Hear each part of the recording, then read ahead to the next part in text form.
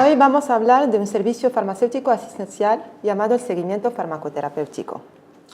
Concretamente, esta primera parte hablaremos de unos conceptos básicos del seguimiento farmacoterapéutico. Primero, vamos a definir en qué consiste el seguimiento farmacoterapéutico, conceptos básicos y sus características. A continuación, hablaremos de dos conceptos básicos muy importantes para prestar el servicio: resultados negativos asociados al uso de la medicación y problemas relacionados con los medicamentos. ¿En qué consiste el seguimiento farmacoterapéutico? El seguimiento farmacoterapéutico es un servicio profesional que tiene como objetivo la detección de problemas relacionados con los medicamentos, que llamamos PRM, para prevenir y resolver resultados negativos asociado al uso de la medicación, que llamamos RNM. Este servicio va a implicar un compromiso y ha de proveerse de forma continuada, sistematizada y documentada. Y eso lo vamos a conseguir aplicando un método que se llama el método DADER. Además, este servicio ha de prestarse colaborando con el propio paciente y con los demás profesionales de la salud, con el fin de alcanzar resultados concretos que mejoren la calidad de vida de los pacientes. ¿Por qué hablamos de un servicio profesional? Es un servicio profesional que únicamente se podrá proveer por parte del farmacéutico. ¿Por qué? Porque es un servicio complejo y el farmacéutico va a tener unas responsabilidades y tendrá que tomar unas decisiones sobre el paciente. ¿Qué pretendemos alcanzar con este servicio? Pues optimizar los resultados de la farmacoterapia, es decir, intentar que los medicamentos sean efectivos y sean seguros. Finalmente, ¿en qué se centra este servicio? Trata de evaluar de forma continuada los efectos de los medicamentos, de tal manera que tendremos que comprobar a lo largo del servicio si un medicamento realmente alcanza su propósito y si origina algún problema de salud en el paciente. Y por otra parte, el farmacéutico tendrá que tomar unas decisiones que promuevan el logro de los objetivos terapéuticos que se han planteado al inicio en el paciente. ¿Y de qué hablamos cuando hablamos de un RNM? Los RNM son unos problemas de salud, estados de salud, resultados clínicos negativos no deseados, en algunas ocasiones no esperados en el paciente, que van a estar asociados siempre al uso o desuso de los medicamentos. ¿Cómo podemos detectar, cómo podemos valorar estos RNM? Pues lo que vamos a hacer es utilizar unas variables clínicas. Por ejemplo, síntomas. Un síntoma que podría ser un ahogo, una candidiasis orofaríngea, un dolor, un mareo, etc. También nos sirven los signos. Por ejemplo, fiebre, edema, eritema. También los eventos clínicos nos permiten valorar un RNM, por ejemplo, un infarto agudo de miocardio, una angina de pecho, etc. Finalmente, el farmacéutico, dentro de su farmacia, es capaz también de medir unas variables metabólicas o fisiológicas. Cualquier farmacéutico que trabaje en su farmacia puede tener un tensiómetro. Entonces, en el caso de una hipertensión arterial, podremos usar, por ejemplo, la presión arterial sistólica o diastólica. En el caso de una diabetes, pues la hemoglobina glicosilada. En el caso del colesterol alto, colesterol total. Todos estos parámetros van a poder permitirnos comprobar, determinar si realmente la farmacoterapia cumple o no cumple con su propósito. Por otra parte, un problema relacionado con el uso del medicamento se refiere a aquellas situaciones en el proceso de uso de los medicamentos que causan o pueden causar la aparición de un RNM. Por ejemplo, un PRM podría ser errores en la prescripción del medicamento, una falta de adherencia, una duplicidad del medicamento. De tal manera que si yo hago un buen proceso de uso del medicamento, eso aumentaría la probabilidad de que yo obtenga resultados positivos en salud. En el otro extremo, si hago un mal proceso del medicamento, eso aumentaría la probabilidad de que yo obtenga resultados negativos en salud.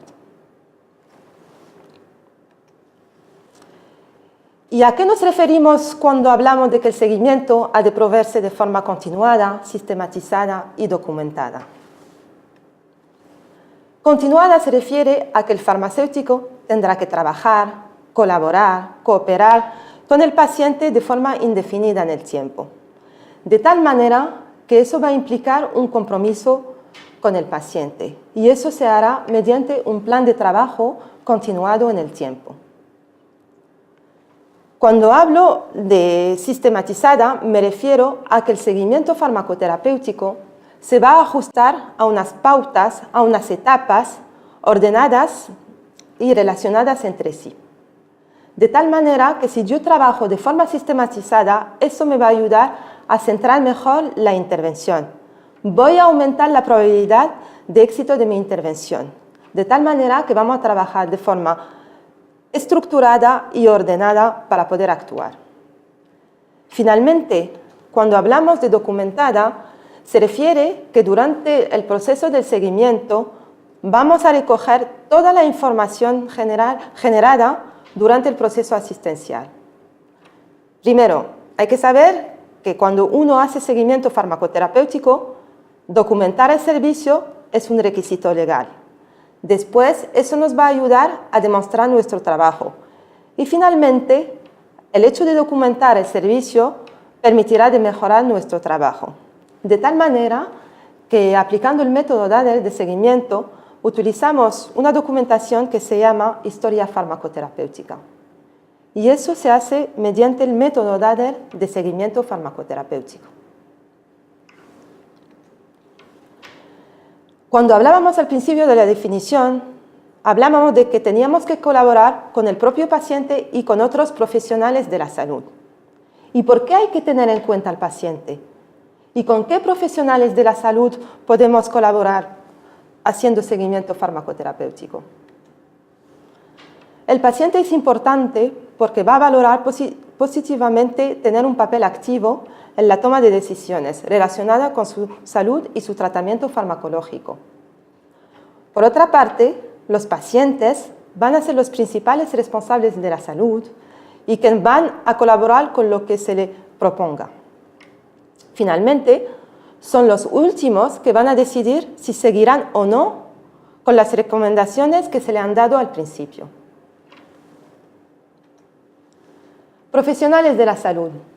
Cuando el farmacéutico realiza seguimiento farmacoterapéutico a un paciente, podrá colaborar con cualquier profesional de la salud que atiende a este propio paciente. Tenemos que recordar que el médico va a diagnosticar problemas de salud, va a prescribir medicamentos, pero luego, ¿el médico tiene realmente tiempo para actuar sobre la falta de adherencia?